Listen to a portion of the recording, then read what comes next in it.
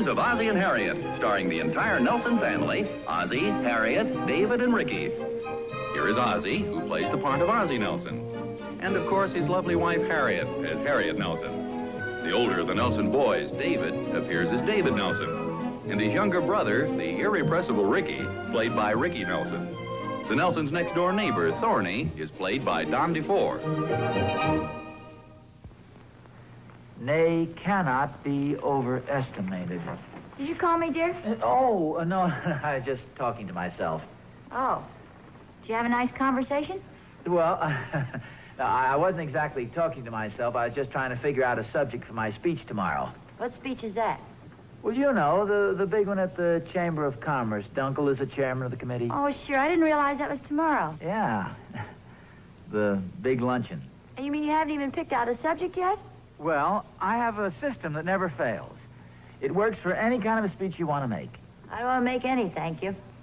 But I must admit you've aroused my curiosity. Well, it's kind of an outline. You see, you use the same beginning regardless of what the topic is. The beginning goes like this. When asked what is the greatest fault of the American people, Theodore Roosevelt replied, "It is a lack of thoroughness." A good example of this is, and then, you see, you insert your topic. For instance, suppose you were discussing, safety on the highways. You'd say, when asked what is the greatest fault of the American people, Theodore Roosevelt replied, "It is a lack of thoroughness." A good example of this is safety on the highways. We can make the highways much safer. We can prevent many accidents if we will pass one law. Make driving illegal for women. Hey, wait a minute. Well, you see, you get the general idea of it. You see, if you have a good beginning and a good ending to a speech, then you can sort of flounder around in the middle of it and nobody realizes it. Sounds logical. How do you end it? Well, then you see, you work the deal around to where you say, here is the opportunity to correct the problem that you've been discussing. See, that gives you a chance to work in this little joke about opportunity. Would you like to hear it? I probably have. Well, anyway, it's kind of an amusing little joke. It seems that this night watchman was making his way through the park, and this young couple, this boy and girl, were sitting on the park bench. And the night watchman was carrying this lantern. A lantern? Well, it's a pretty old joke. Anyway, the night watchman comes up to the boy and the girl, and he says, say, young feller, are you kissing that girl? And the young boy's kind of scared. He says, no, sir, no, sir. And the old guy says, well, here, son, hold my lantern. I didn't realize you went to high school that long ago. Well, it's not a terrific joke, but it puts him in a good mood. See, and then from there you say, and here is the opportunity to alleviate whatever the condition is that exists, and you discuss that, and then you go into the finish. For the finish, you recite that immortal poem, Opportunity. Master of human destinies am I. Fame, love, and fortune, that... Yes, I remember it, yeah. It's got a stirring finish. I like that old poem. But he who hesitates or doubts is condemned to failure, penury, and woe. Seek me in vain and uselessly implore. I answer not, and I return no more. It is rather overpowering. Yeah, it's one of those things where even though you don't know what the guy's talking about, it sounds pretty good. Well, it does have an important ring to it. It's quite a plan. Yeah, and the beauty of it is it can be used for absolutely any topic. Well, I can see that. Reminds me of a woman who spoke at our club the other day. Somebody say something about a speech? Oh, hi, boys. Hi, Mom. Hiya, Mom. Hi, fella. Hiya, Pop. Please don't mention the word speech. I have to make one in English class tomorrow. So what? What do you mean, so what? I'd like to see you do it.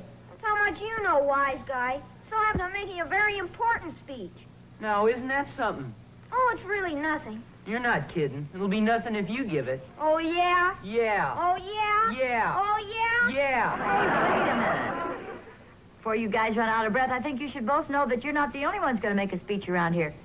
Your father's going to be the main speaker of the Chamber of Commerce luncheon tomorrow afternoon. Oh, how about that? Yeah, for some reason they selected your old man. Are you going to make a political speech, Pop? Oh, well, I'm not sure. Not necessarily. I haven't decided yet. Well, I'm making a political speech. Oh, good for you. What office is your man running for? He's going to be our next president. Say, this sounds interesting. Could we have his name? Sure. Iggy Magoo. Iggy for president? Sure. He'll be the best president our homeroom ever had. He has to get elected first. He can't lose. I'm handling the champagne. He means campaign. I mean champagne. We're serving ginger ale right after the speech. You guys sound like you're doing this in big style. Oh, sure, just like the politicians. We're even going around kissing all the babes. You mean babies. Who's running this show anyway? Well, I must admit that confidence seems to run in the family. Your father hasn't even decided on a subject for his speech tomorrow. Aren't you nervous, Pop? Oh, not especially, David. I'm not too worried about it. How come? Well, I've got a little gimmick that makes it easy. You mean you give away stuff? No, nothing like that. I was just telling your mother before. Back in high school, our English teacher taught us sort of an outline that works for just about any speech you want to make. Is it hard to learn? No, in fact, it's very easy. You see, you begin every speech the same way. When asked, what is the greatest fault of the American people, Theodore Roosevelt replied, it is a lack of thoroughness. A good example of this is traffic accidents on the highway. Look out now. Or whatever subject you may choose. That sounds neat, Pop. Then you finally work the conversation around to opportunity, then you tell a little joke. How do you work it around to opportunity? You do it very subtly, of course.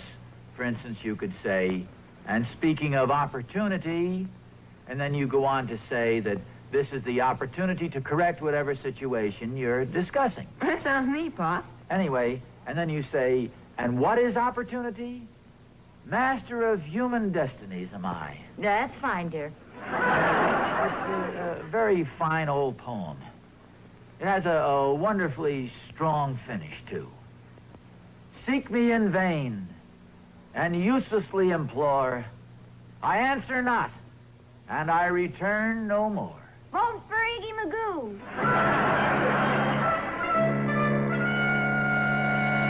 When asked what is the greatest fault of the American people,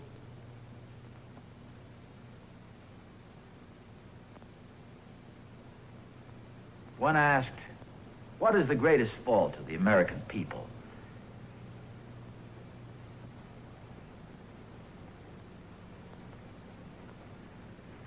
when asked what is the greatest fault of the American people. Hi, Oz. Hi, Thorny. Hey, what's this I hear about you're going to make a speech? It's really nothing.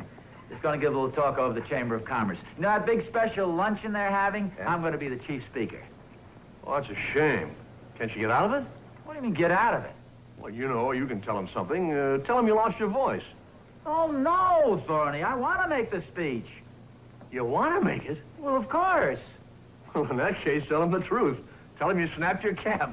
Thorny, what are you talking about? Oh, Oz, now you're not really serious about this thing. Well, I am, too.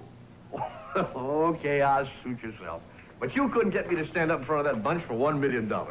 I've seen some pretty big men lay some awfully big eggs at those luncheons. Oh, Thorny, don't be silly.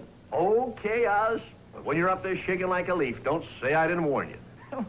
There's nothing to be nervous about, Thorny. They're all good friends. Uh-huh. Well, Herb Dunkel didn't look nervous either, till he poured himself a glass of water, then almost drowned himself trying to drink out of the pitcher. Well, you must admit it was good for a big laugh. Remember the day Joe Randolph made the speech? Yeah. His knees were knocking so loud, I got up 3 times to answer the door. Oh, believe me, Oz, if I were you, I'd try to duck this thing. Well, what about the guy last week? He was very well received from what they tell me. Well, sure. As a matter of fact, he was terrific. Weren't you there? No, I couldn't make it. Oh, sure. But he was a professional speaker. Had a regular set routine and everything. Which is another thing. He's going to be pretty tough to follow. Oh, well, what you don't know, Thorny, is I have sort of a set formula myself. It's been good for years. Really surefire. Yeah? What's that? Well, it's a set introduction that can be used for any occasion. When asked, what is the greatest fault of the American people, Theodore Roosevelt replied... Theodore Roosevelt? Theodore Roosevelt replied. Oh, Theodore Roosevelt was a great guy in his time, but this group is modern, up to date. Well, Thorny, I told you before, I've used this routine successfully for many years. Oh, please, you're going to be speaking to intelligent people. Now, you can't use some corny high school routine. Oh, it's corny now, is it? Oh, now, wait a minute, Oz. Don't get excited.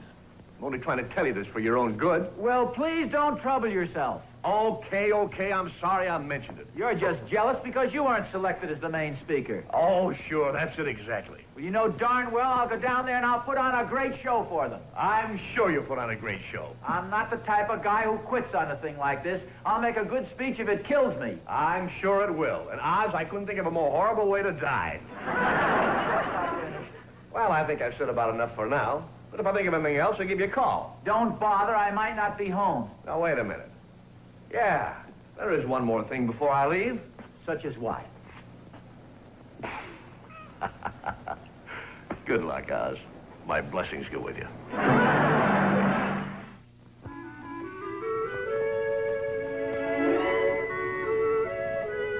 Mr. Chairman and friends.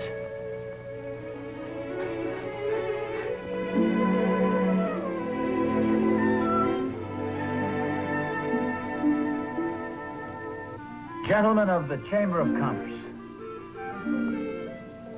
When asked what is the greatest fault of the American people, Theodore Roosevelt replied, "Here, you hold the lantern."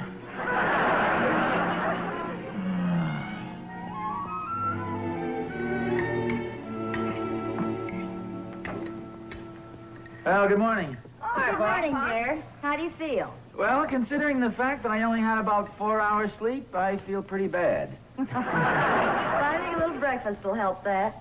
Is your speech all set yet, Pa? Well, pretty nearly, David. Not exactly all set, but I have some ideas pretty well lined up. I think I have a pretty good speech for school today. Oh, that's good. Say, would you like me to look it over for you and... No, never mind. I guess there's nothing there I could copy anyway. I got a couple of jokes you could tell, Pop.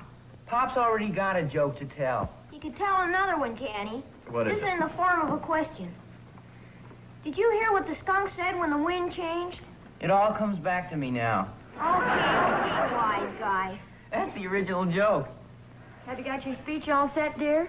Well, as I was saying to David, it's not exactly set, Harriet, but I have my ideas pretty well formulated. Well, how about that outline your high school teacher taught you? That sounded pretty good to me.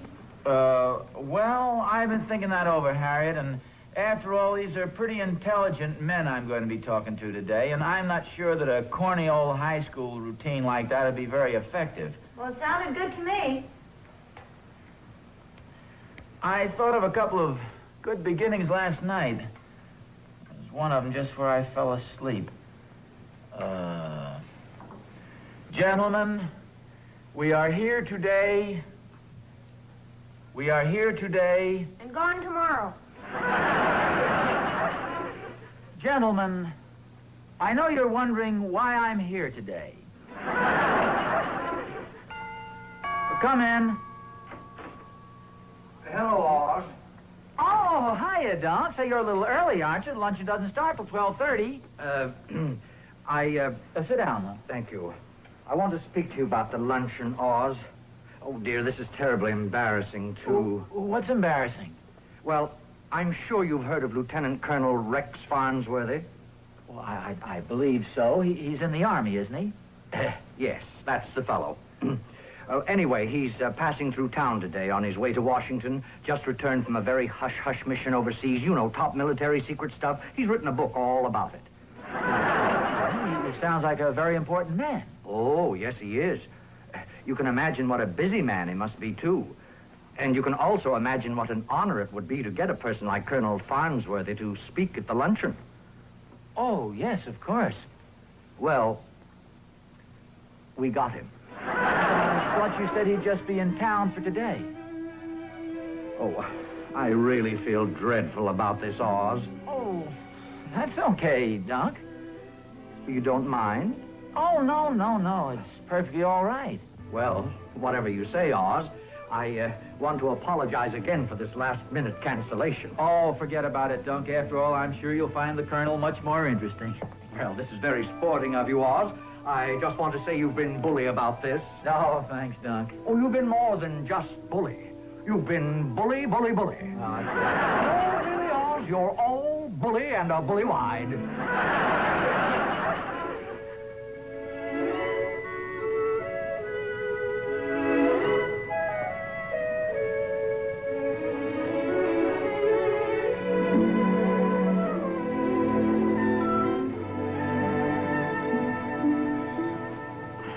Ozzie. Ozzie. Dinner's almost ready. Dinner? Oh, for goodness sakes. Just thought I'd lie down here and rest my eyes for a few minutes. I must have slept most of the afternoon. Well, I thought I'd better wake you up for dinner. Besides, I wanted to tell you about the meeting. Meeting? What meeting? The meeting at the Women's Club. Oh, yes. How did it work out? It couldn't have been better. Now ask me what they decided about the playground. Okay, what did they decide about the playground? They're all for it, but it took a short impromptu speech by Mrs. Ozzie Nelson to turn the tide. Wait a minute. You made a speech? Yes, I did. And if I do say so myself, it went over very well. Well, good for you. How about your speech? Oh, well, never mind mine. Tell me more about yours. Well, I began it like this. When asked what is the greatest fault of the American people, Theodore Roosevelt replied... You mean you gave my speech? Yes, I did, most of it. I hope you don't mind. No, of course not. I'm glad it went over so well. Might be pretty embarrassing if any of the women are married to members of the Chamber of Commerce. Well, I wouldn't worry about that. Hi, Mom. Hi, Pop. Oh, hello, David. Hello, David. How did your speech go in school? Oh, swell. The teacher said it was one of the best she'd ever heard. Why, that's wonderful, dear. Good. The joke about the lantern really got a big laugh. Oh, you used my joke? Heck, I used practically your whole speech. Hi, everybody. Oh, hi, hi, dear. Wait to hear what happened. Iggy Magoo won by He won by He got all the votes. Well, good for him. Well, that's wonderful, dear. Did you make a good campaign speech? I sure did, boy. When asked what is the greatest fault of the American people, Theodore Roosevelt said, Iggy Magoo for president. That isn't what Theodore Roosevelt said. So what? Nobody in our class knew him. That routine of mine got quite a workout today. Your mother used it and David used it? He did. Yeah, very successfully, I understand. Hey, what's the idea using my speech, David? Your speech is Pop's speech. Say, we all seem to have forgotten about your father.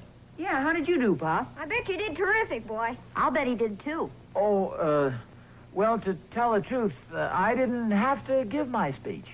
Why not? Dunk stopped by and explained the whole thing. It seemed the committee decided they'd rather have some colonel give a speech. In fact, he wasn't even a colonel, just a lieutenant colonel. Well, I think that's awful. Do they know that you stayed up half the night preparing that speech? Oh, well, after all, Harriett, it's probably just as well. Frankly, I'm just as glad they didn't call me. I was a little relieved to get out of it. Although, come to think of it, I was worked up to just the proper pitch. Well, I think it's a shame. Well, dinner's just about ready. Will you boys set the table for me? Sure, Mom. Yes, sir. I'll help, too. No, relax, dear. I'll call you when dinner's on the table. Okay. Come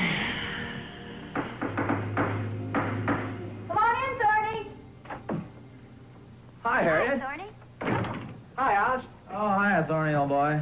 Oz, old pal, I want to ask a favor of you. Anything except money.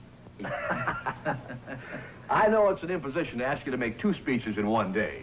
What's this, Thorny? You want me to make a speech? Well, now, look, Oz, if it's going to work any hardships on you, I don't want you to do it. Oh, no. I'd be happy to, Thorny. Oh, Oz, that's wonderful of you. Ordinarily, I wouldn't bother you with this, but it's such a big occasion. You see, it's a dinner speech. No, wait a minute. I think I've read about that in the paper. It's a banquet at the Elks Club, isn't it? No, that's another affair. Oh, I know. No, it's that big wing thing they're having over at the men's club. Who's chairman of the committee? So let me explain it to you, will you? Well, go ahead. Now, first, you know Charlie McGillicuddy. Charlie? Oh, that's right. His son is graduating from college at the midterms. Say, Thorny, don't tell me they want me to make the main speech at the graduation exercises. No, Oz. Will you listen a moment? Okay, go ahead. Now, I'm sure you've eaten at Charlie's Diner. Well, certainly I've eaten there lots of times. Well, this is a big night in Charlie's life. He's just added 3 more stools at the counter and a booth for ladies. And tonight at 10 o'clock is his grand opening. You're supposed to be given in Charlie's Diner? That's right. And there'll be free hamburgers in it for both of us. Marty, I thought you said it was supposed to be a dinner speech. Of course. A lot of people will be eating dinner. After all, it is a diner. I know, Thorny, but this is ridiculous. Oh, now, Oz, I promised Charlie you'd make the speech. Well, you can just tell Charlie that... I mean, of all the silly things, Thorny. After all, making a speech... When asked, what is the greatest fault of the American people?